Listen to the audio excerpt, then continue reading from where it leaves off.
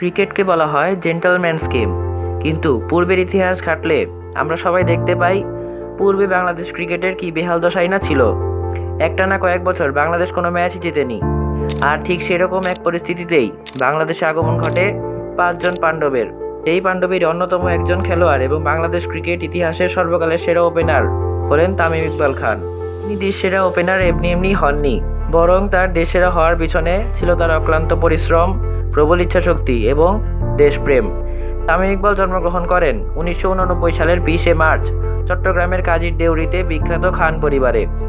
তার বাবার নাম ইকবাল খান এবং মায়ের নাম নুসরাত ইকবাল। তার বাবা ছিলেন একই সাথে ফুটবলার এবং ক্রিকেটার। তামিম ইকবালের বড় ভাই নাফিস ইকবাল এবং চাচা আকরাম খান দুজনেই ছিলেন জাতীয় দলের সাবেক ক্রিকেটার। অর্থাৎ বলা চলে তার পরিবারের উল্লেখযোগ্য ব্যক্তিরাই ক্রীড়া জগতের সাথে সম্পর্কিত।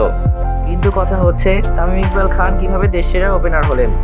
তার মূলত অভিষেক হয় 2007 সালে এবং ওই একই বছরেই তিনি সর্বপ্রথম বিশ্বকাপ খেলেন।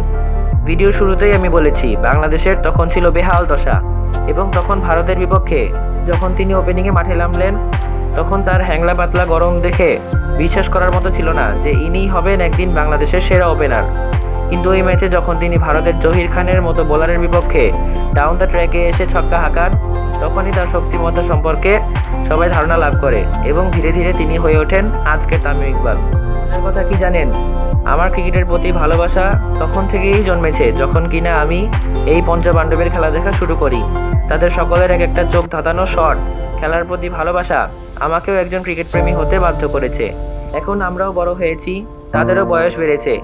নিজের অবস্থান সবাইকে একদিন না একদিন ছেড়ে দিতে হবে, এটা যেমন স্বাভাবিক তেমনি কিংবদন্তির বিদায়ও রাজকীয়ভাবে হবে, এটাও প্রত্যাশিত।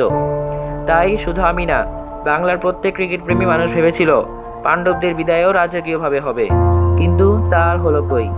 2023 সালে তামিম ইকবাল একবার অবসর নিয়েছিলেন ঠিকই, কিন্তু সাবেক প্রধানমন্ত্রী শেখ হাসিনা এবং মাশরাফি বিন মুর্তজার হস্তক্ষেপে তাকে অবসর থেকে ফেরানো হলেও তাকে জাতীয় দলে সেভাবে দেখা যায়নি।